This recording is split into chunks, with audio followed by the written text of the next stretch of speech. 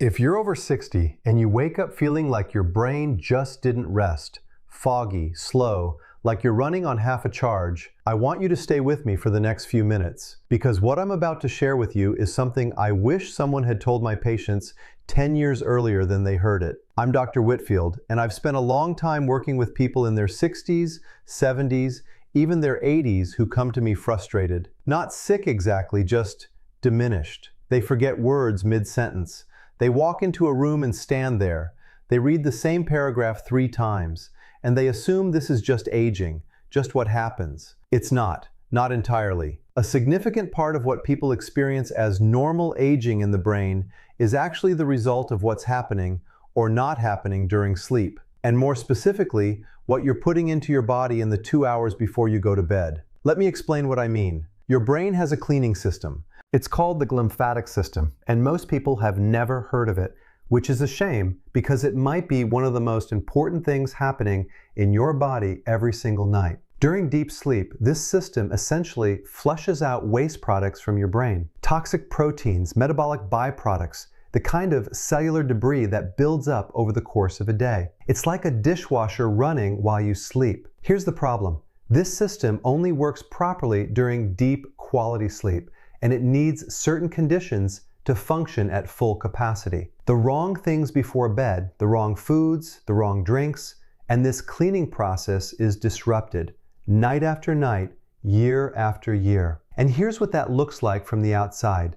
Brain fog, slow recall, that feeling of heaviness in your thinking that you've maybe started to accept as your new normal. I had a woman come in. She must have been in her early 70s. Sharp woman, retired school teacher, very aware of her own mind. She told me she'd noticed over the past 2 years that she was losing words. Not dramatically, not in a way that alarmed her doctors, just words would be there and then not there. She'd reach for them and find empty space. We talked for a long time, and one of the first things I asked her was what she was drinking in the evenings. She looked at me like that was a strange question, but it wasn't. What you drink before bed has a direct effect on the quality of your deep sleep. And your deep sleep is when your brain does its most important repair work. This is not a theory. The research on this has been building for years, and it's consistent. So let's talk about the 3 drinks that actually support this process, that give your brain what it needs to do its job while you sleep. I'll tell you right now, none of these are exotic. None of them require a trip to a specialty store or a prescription. They're all things you can find easily. The difference is knowing which ones matter and why. The first one is tart cherry juice, not regular cherry juice, tart cherry juice, sometimes called sour cherry juice. The difference matters. Tart cherries are one of the few natural food sources of melatonin, and not just a trace amount. Studies have shown that drinking tart cherry juice can meaningfully raise melatonin levels in the body. We're talking about research published in peer-reviewed journals showing improvements in sleep duration and sleep quality in older adults specifically. But here's what most people focus on, and they stop at melatonin. The melatonin piece is real, but it's not the whole story. Tart cherries are also rich in anthocyanins and other antioxidant compounds that have been shown to reduce markers of inflammation in the brain. And chronic low-grade inflammation, which is extremely common in people over 60, often without any obvious symptoms, is one of the main things that disrupts glymphatic function. It's one of the things that interferes with the brain's ability to clean itself at night. So you're getting 2 things at once: better sleep onset and reduced neuroinflammation that allows the cleaning process to actually work. The amount that shows up consistently in research is about 240 milliliters, roughly 8 ounces, about an hour before bed. Not a huge glass, just a small, consistent habit. One thing I'll mention, tart cherry juice is tart. It's not sweet like regular cherry juice. Some people love it immediately. Some people take a week to adjust. Either way, give it time before you decide. Now, somewhere around here, I want to pause for a second. Next week, I'm going to do a video specifically on what chronic brain inflammation looks like from the inside. The early signs that most people miss, and why most doctors don't bring it up until it's already progressed. If that's something you want to catch, subscribe before then. It takes about 2 seconds, and you won't have to go looking for it. The second drink is something I call golden milk, though the clinical name for what's happening inside it is a bit less poetic. It's warm milk, or a milk alternative if you prefer, with turmeric, a small amount of black pepper, and sometimes a little ginger or cinnamon. The active compound in turmeric is curcumin, and curcumin has been studied extensively for its effects on neuroinflammation. The research is genuinely interesting. There are studies looking at curcumin's ability to cross the blood-brain barrier and directly reduce inflammatory markers in brain tissue. Here's the thing about curcumin though. On its own, it's very poorly absorbed by the body. You can eat turmeric all day and most of it passes through without doing much. The black pepper changes that. A compound in black pepper called piperine increases the bioavailability of curcumin by a significant margin. Some studies say by as much as 2,000%. So the combination matters. Turmeric alone isn't the same thing. The warm milk part isn't just for comfort, though comfort matters too when you're trying to prepare your body for sleep. Milk contains tryptophan, which is a precursor to serotonin, which is itself a precursor to melatonin. So you're building on the same pathway from a different direction. I'll be honest with you, when I first started recommending this to patients, I expected some resistance. It sounds like folk medicine, like something a grandmother would tell you, and maybe it is. But the mechanism is real, and the research supports it, and I've seen enough people report genuine changes in how they sleep that I stopped worrying about how it sounds. One thing to keep in mind, if you're on blood thinners or have a clotting disorder, check with your doctor before adding regular turmeric to your routine.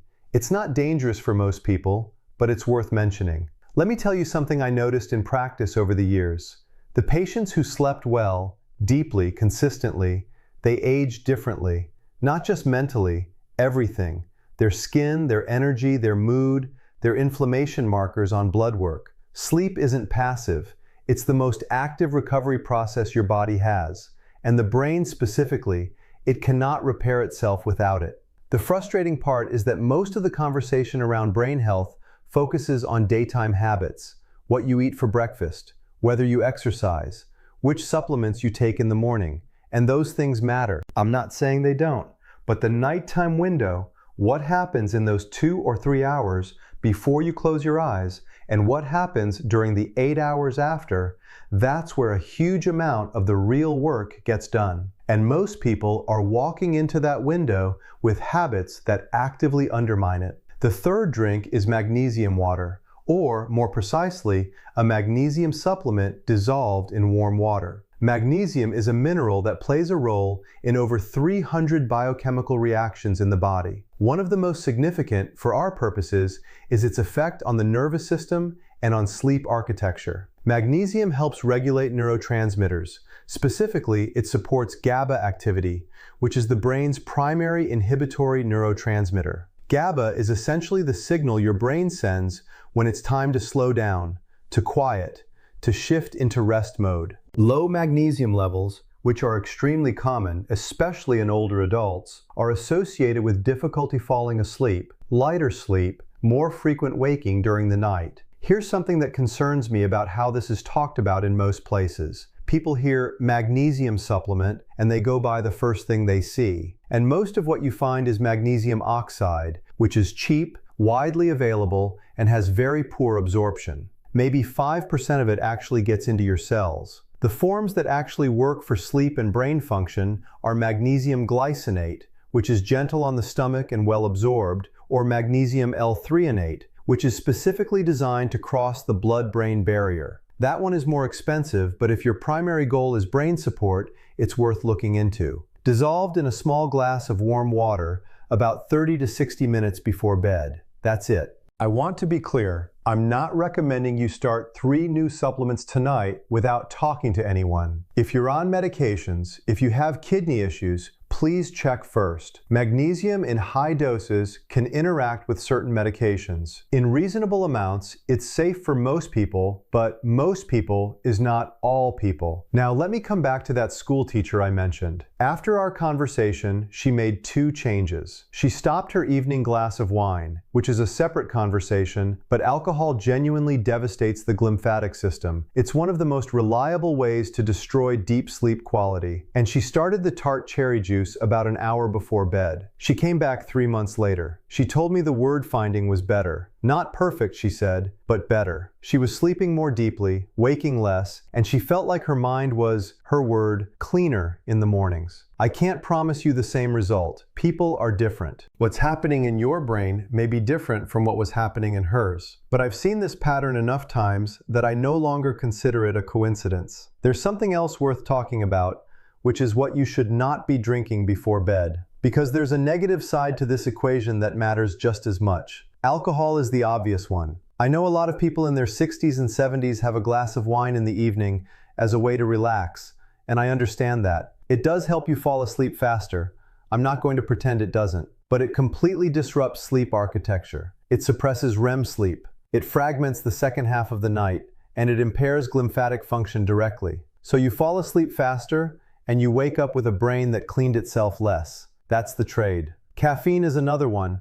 And this one surprises people because they stop drinking coffee at noon and think they're fine.